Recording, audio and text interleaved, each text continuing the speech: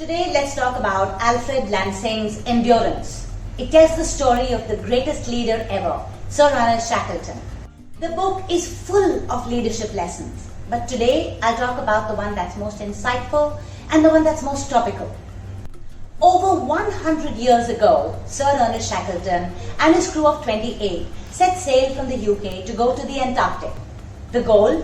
Land there and then do a land crossing, the first ever, of the Antarctic continent.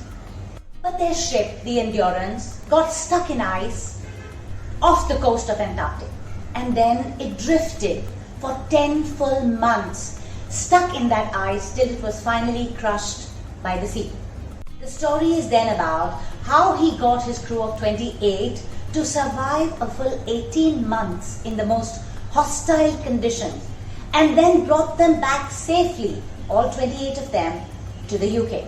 Now for my insight. Let's go back to the 28 men, trapped in a creaking ship, adrift for 10 months, no land in sight, dark days and darker nights, and ice mountains all around, several meters high. No hope of either land or being able to contact any other ship. Desolate, freezing, hopeless. During these 10 terrible months, how did Shackleton get his crew of 28 to survive? He focused on morale, fitness and training. The scope for activity was clearly limited, but Shackleton left no stone unturned. Men took moonlight walks, and dogs were made to run competitively and exercise regularly for fun. For mental simulation, men constructed plays and put them up, and did group book readings. Everyone cross-trained everyone else, and the learning was tested in real time to ensure the future was safer. How does their situation compare with our current one? They were drifting, so are we. They had no end in sight, neither do we.